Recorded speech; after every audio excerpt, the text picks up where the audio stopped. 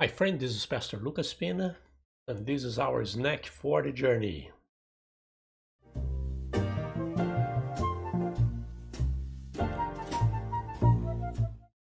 And we are in a journey through the titles and names of the Christians, who we are in Christ Jesus. This is our goal here, to identify who we are in. And the New Testament gives us so many descriptions and names that help us to understand who we are, what we're supposed to believe, to say, to do. It's great. Join us in this journey from Monday to Friday. Every day I share one name with you, one name per day. And don't forget to subscribe to our channel and to share this video with your friends and family and help us to bless other people. Let's take a look at the name for today. Is a very interesting name. It's Fools for Christ. Fools for Christ. We find this name in 1 Corinthians 4:10. We are fools for Christ. This is Paul writing. But you are so wise in Christ. We are weak, but you are strong. You are honored. We are dishonored. And it's all here is using irony. Irony is very ironic here with the Corinthians because the Corinthians thought that they knew everything. Paul is showing to them that you don't know everything. And for them, Paul was kind of looked like a fool guy. Didn't know anything. And the gospel was kind of it doesn't make sense, and we understand that, right? Some people, when you say, oh, I am a believer, I'm a Christian, they look at you like you are kind of in a la la land kind of thing. You were kind of, yeah, you're out there.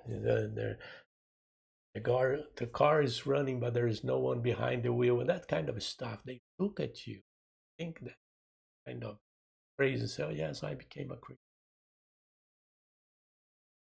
Yeah, right. Oh my goodness, what happened? Because for them doesn't make sense. And we look like, live like a crazy person. And this is what Paul will talk to the Corinthians, saying 1 Corinthians 1:18 and following, he says, for the message of the cross is foolishness to those who are perishing. It doesn't make sense. It's crazy stuff. When you talk about the cross and the death of Christ to pay our debts and all that kind of thing, it sounds crazy to them. But to us who are being saved is the power of God. For it is written, I will destroy the wisdom of the wise, the intelligence of the intelligent I will frustrate. Where is the wise man? Where is the scholar?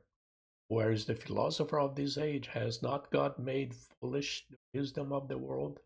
For since in the wisdom of God the world through its wisdom did not know him, God was pleased through the foolishness of what was preached to save those who believe.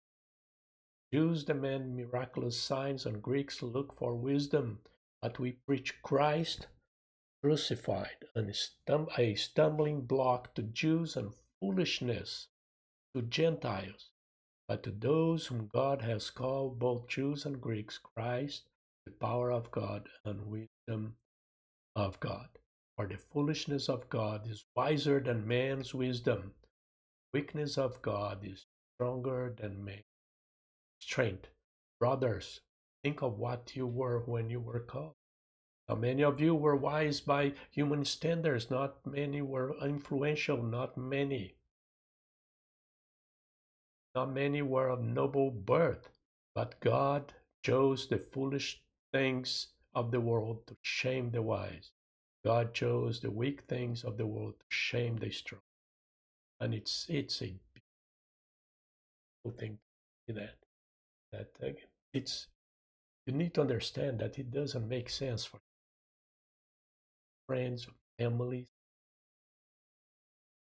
It's crazy to know that yeah, he believes that there is a God, a real God. He died on the cross to pay debts against the justice of God and to be saved. And now he meet with those people and it sounds crazy. Yes, sounds crazy, but it's great. Because God, through this whole craziness idea, way that He saved you, saved. Sometimes we understand that it happened in real life. Look what happened with Paul in Acts 26 and 24. When Paul was presenting his defense to the king Agrippa, and Paul was giving this testimony, what Jesus did, how Jesus encountered him, all that kind of thing. At this point, when Paul said those, start talking about Jesus, his salvation. At this point, Festus was the accuser, the DA for the Jews. Festus interrupted Paul's defense. "You are out of your mind, Paul," he shouted. "Your great learning is driving you insane." Then Paul says, "I am not insane, most excellent Festus," replied. "What I'm saying is true. But for Festus and those people that do not believe yet, it sounds so. We are for Christ. If you are a Christian, you are full for Christ. People not understand, not accept, think that you crazy. Makes sense for us. Makes sense for God. Save you. Care for you. To use you. For them, it doesn't make understand. We are fools for Christ. And this is our snack for today. God bless you.